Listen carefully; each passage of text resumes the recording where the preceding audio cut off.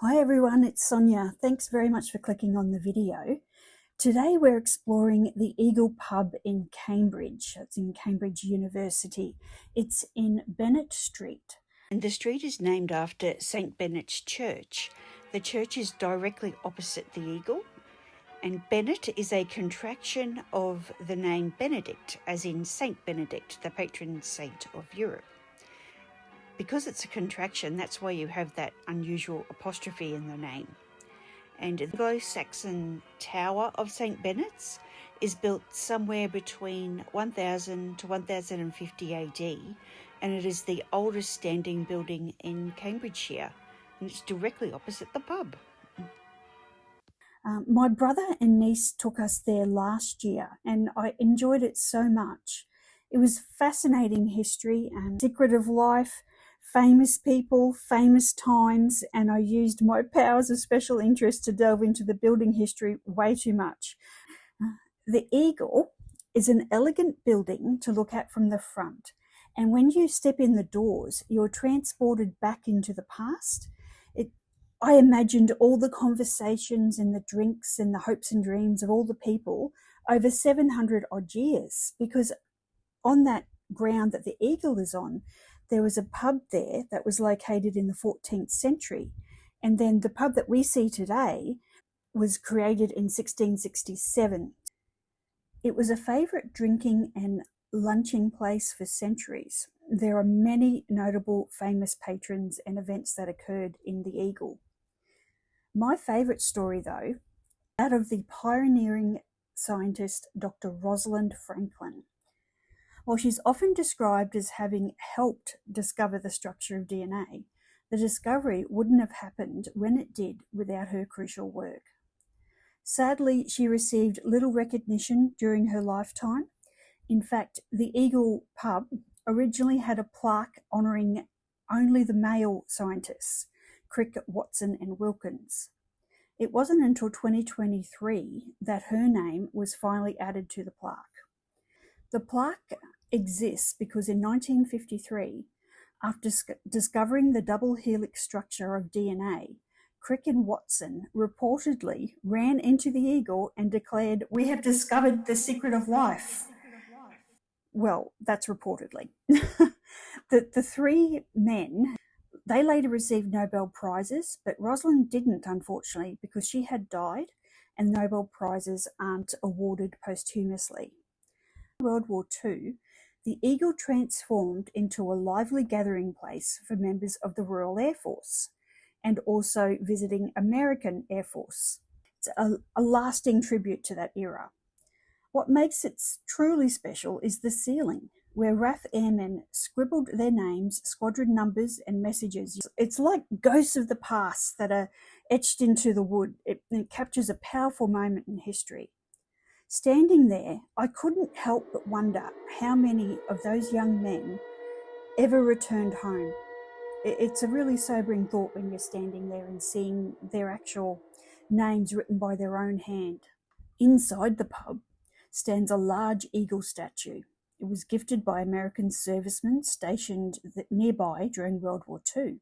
The airmen gave it as a token of appreciation. The statue is impressive. It stands about 5 feet tall, about 1.5 meters, with outstretched wings. It was carved from wood and it's covered in gold leaf and a gold-like finish. It has detailed feathers and a majestic pose, and it gives it a lifelike sense of movement. It was crafted by a local Cambridge artisan named John H. Brown. In the alleyway, there is a sign that says, "Cycles are not to be left in this passageway, by order of Corpus Christi College, the owners of the Eagle." Seeing that sign made me think of all the cranky university professors being cross at the newfangled cycles that were cluttering up the place. That's just the vision I had when I saw it. So from my research, I believe the sign would have been erected around 1890, and the wooden gold lettering date the sign to the late 19th century. So it's a time when the safety bicycle, which is equal-sized wheels and a chain, it was gaining popularity. The period also saw the rise of suffragettes and the emergence of the new woman, a term coined to describe women who are asserting more independence, pursuing education and careers, and challenging traditional roles. And why I mention that is because the cycles, or the safety cycle, was often blamed, if you like, for the newfound independence of women. And there were a lot of protests about women in Cambridge at the time, and I'll have to include some of this when I do a video about Cambridge University itself. Cambridge is the place in England to see bicycles, in ones and twos, or sometimes in hundreds.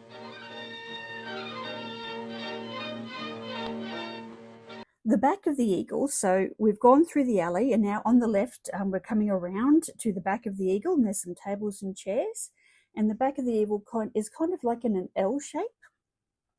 Was renovated to merge with existing buildings that were present around the Eagle building itself. The extensions, by my reckoning, were constructed between 1870 to 1890, and around this time there were significant expansions in Cambridge to accommodate the expanding population and commercial needs. So the style of the building, because of the vastly different era of time, is very different to the original stone of the front construction that was constructed in the 1660s. I went down a bit of a rabbit hole looking into the history of the building. I found it really interesting. The extension at the back has a unique cross-pattern wood balcony with multi-pane windows and a brick exterior. I wouldn't call it a stately building, but it appears to me to be simple, functional, and attractive. The multi-pane windows and functional brick design, it's typical of the buildings in Bennett Street around the same time.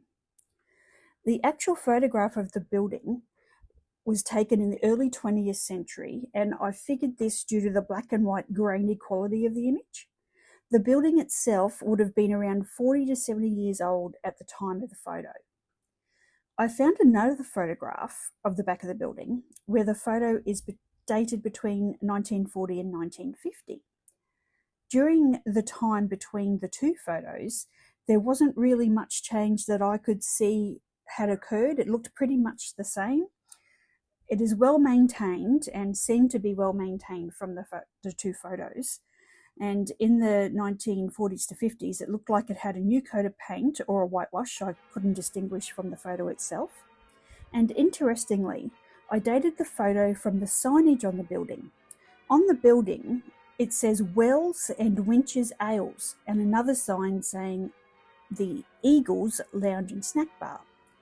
And the font used in these signs indicate to me that the building is at that time was mid-20th century, probably 40s to 50s. And Wells and Winch, who were the name on the building, was a brewery based in Bedford, England, and it established in the 19th century and had a name change in 1963, which is why I dated that photograph to the 1950s.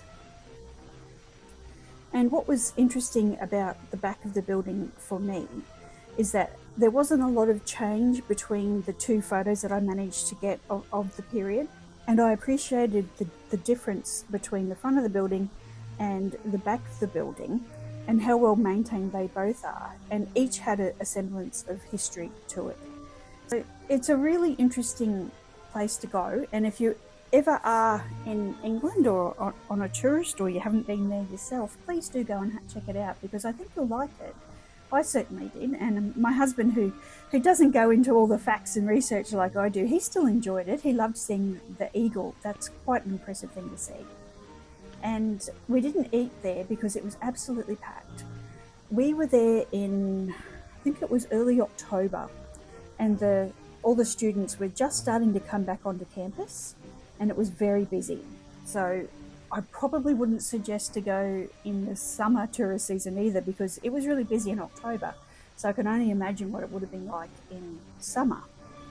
But either way, it was a wonderful thing to experience, and I'm so grateful to my brother and niece for taking me there. Cambridge actually was one of my favourite parts of the whole tour that we had in last year. I would say Cambridge and Scotland were the two places that I enjoyed the most. I'm assuming the older pub in the 14th century was renovated in 1667. The first name was the Eagle and Child, and that was in the 1300s. And then when it was renovated in 1667, the name was shortened to the Eagle, and it was used as a coaching inn. So I hope you enjoyed that, and thank you very much for watching. And if you could please do me a favour and click the like button and subscribe, I would very much appreciate it. Thanks. Bye.